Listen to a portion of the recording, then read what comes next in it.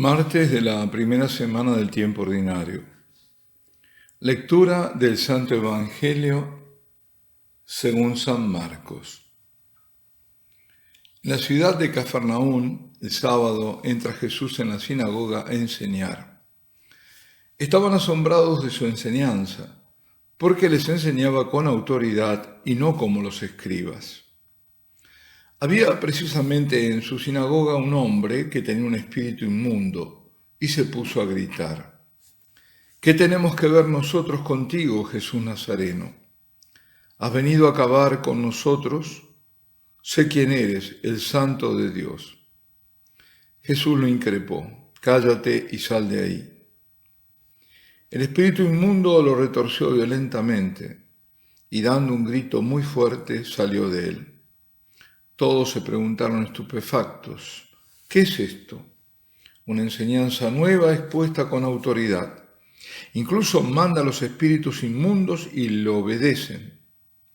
Su fama se extendió enseguida en todas partes, alcanzando la comarca entera de Galilea.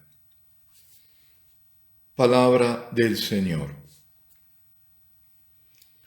Para imaginar la escena hay que haber presenciado algún exorcismo o haber visto a alguna persona endemoniada reaccionando ante algo que repele al demonio, como puede ser en algunos casos la adoración al Santísimo o ante oraciones de liberación, aunque no sean dirigidas a la persona, alabanzas y demás, y no lo soporta. Esto lo he visto, también he participado de exorcismos, entonces uno ya se imagina muy bien, pero el que no lo vio no se lo imagina.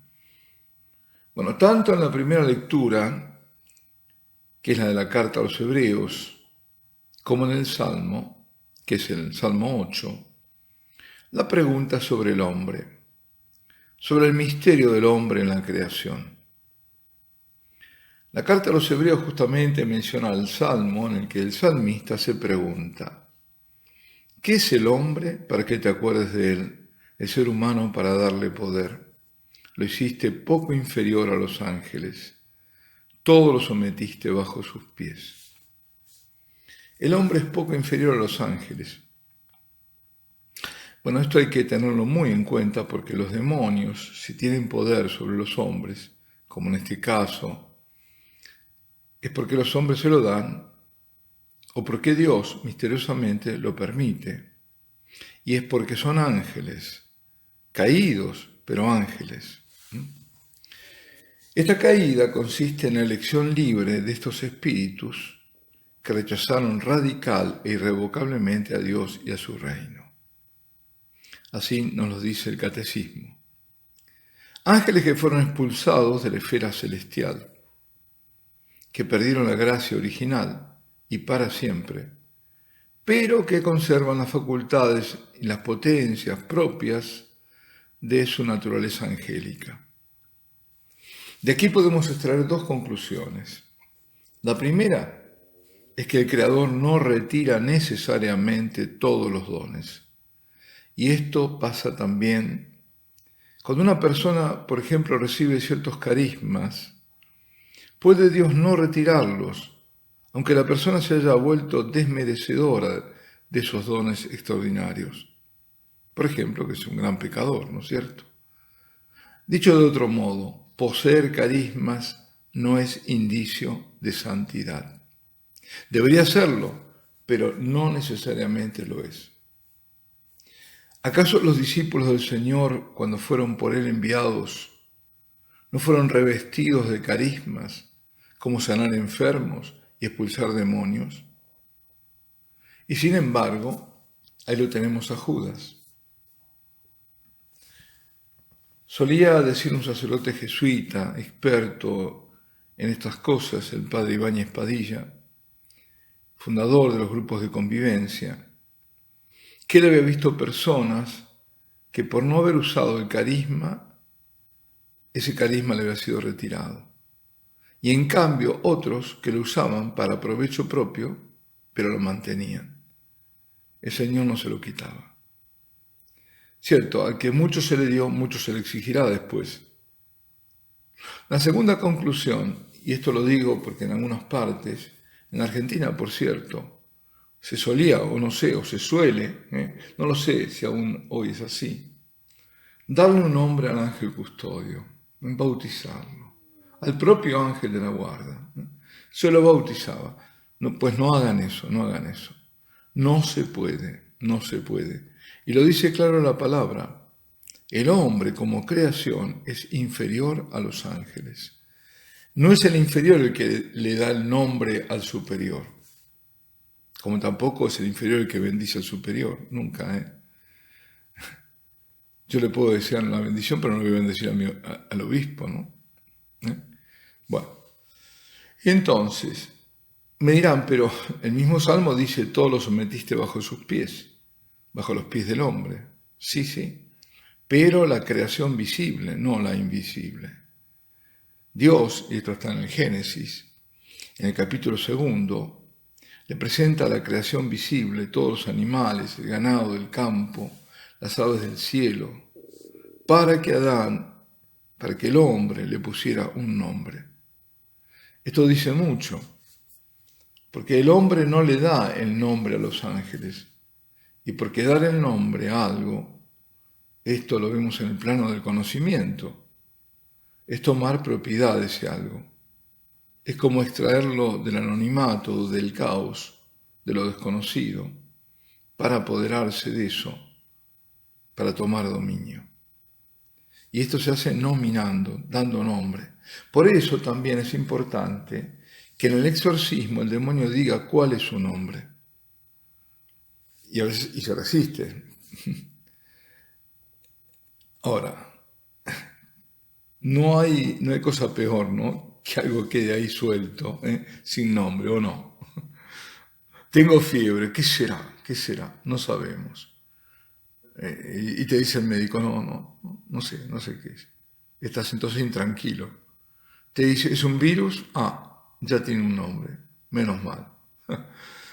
Bueno, lo digo así con un poco de humor, que no viene mal. Pero de paso es el hombre, y esto también, no con humor, porque es así como está en la Escritura, es el hombre el que le da el nombre a la mujer. Pero aquí hay una diferencia, no le da el nombre como al resto, sino que lo hace, yo diría, con orgullo. Tú sí que eres carne de mi carne y hueso de mis huesos. Y hasta esa mujer, la primera mujer, es la mujer de su sueño. Por eso quizás se diga, es la mujer de mi sueño. Es la mujer de su sueño, sí. Sí. Porque para crearla Dios hace entrar a Adán en un profundo sueño. La mujer es producto del más profundo sueño del hombre. Por eso el hombre dejará a su padre y a su madre y se unirá a su mujer y serán un solo ser. El antagonismo entre el hombre y la mujer es obra del diablo. Es obra del diablo. Y diablo, la palabra diablo, viene de diabolos, que es el que divide. Bueno, regreso al Evangelio, me estoy yendo un poco. El hombre está preso entonces, este hombre, ahí en la sinagoga, de un espíritu inmundo. Y este espíritu, ante la santidad del Señor, grita, se atormenta. Reconoce a Jesús como el santo de Dios, que vino para la ruina de los demonios. Y lo dice a los gritos, mientras retuerce a la pobre víctima. ¿Qué tenemos que ver nosotros contigo, Jesús Nazareno? Has venido a acabar con nosotros, sé quién eres, el santo de Dios. Con la autoridad de ser nada menos que el Hijo de Dios, Jesús les manda callar y salir de aquel hombre. El hombre es exorcizado. Vamos aquí otro paréntesis, unas pocas nociones sobre la acción diabólica. La acción, o mejor las acciones del demonio, son de dos clases. Pueden ser ordinarias o pueden ser extraordinarias. Entre las ordinarias está siempre, y estará siempre, hasta el final, la tentación. O sea, el demonio nos tienta, con tentaciones de todo tipo. Aquí hay todo para clasificar lo que se quiera. Pero ¿cómo es que tienta? tienta aprovechando las grietas que tenemos por la concupiscencia, por el pecado original que nos quedó esa inclinación al mal. Eso lo hace más fácil para él. Y por las heridas que nosotros traemos por nuestra propia historia. Por estas grietas, por estas heridas, puede fácilmente entrar, o por lo menos es más fácil para penetrar. Luego, las tentaciones, si hay contumacia en el pecado, irán a más cada vez, constituyendo al final una esclavitud y permanente dominio del maligno sobre la persona. Pensemos, empieza de a poquito y entonces cada vez más. Pensemos en la droga, por ejemplo. ¿Cuál es el proceso? El proceso es, bueno, probarlo una vez, no pasa nada, a ver qué experiencia se puede tener, qué maravilla te cuentan, ver otras realidades, y ahí entra o no, ya te empezó a tentar con eso. Ya cuando probaste la primera vez la droga, ya has sido tentado. El primer porro, lo que sea, ¿no? Y ahí empieza la cosa. Y entonces después sigue. Y no, pero eso yo no, yo soy fuerte.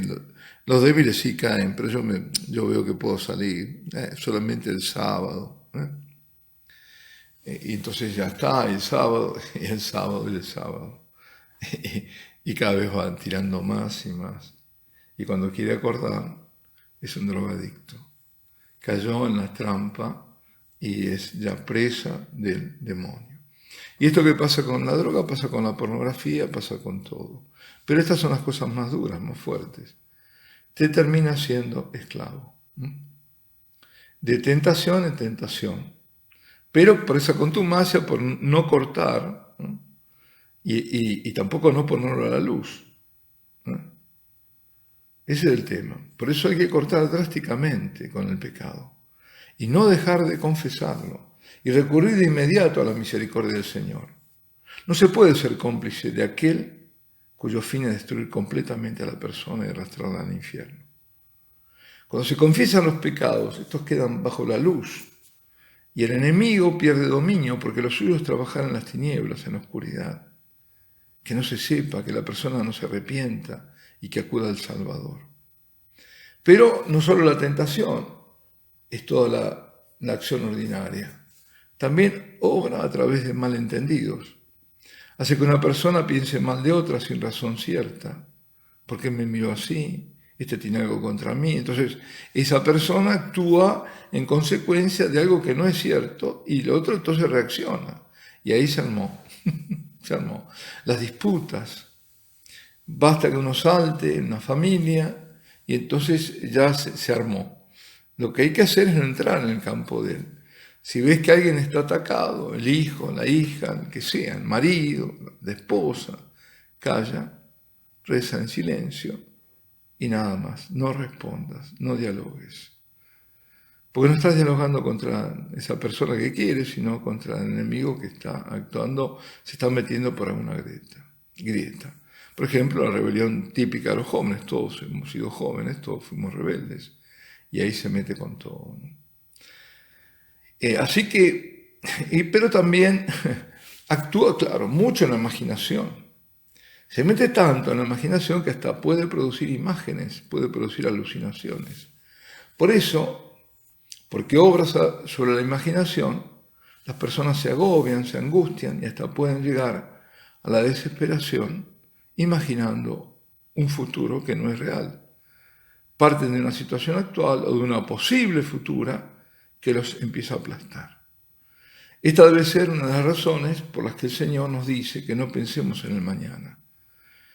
Cuando dice no andéis agobiados pensando que vais a comer o que vais a beber o con que os vais a vestir, de qué voy a vivir, ¿no? Los paganos se afanan por estas cosas. Ya sabe vuestro Padre Celestial que tenéis necesidad de todo eso.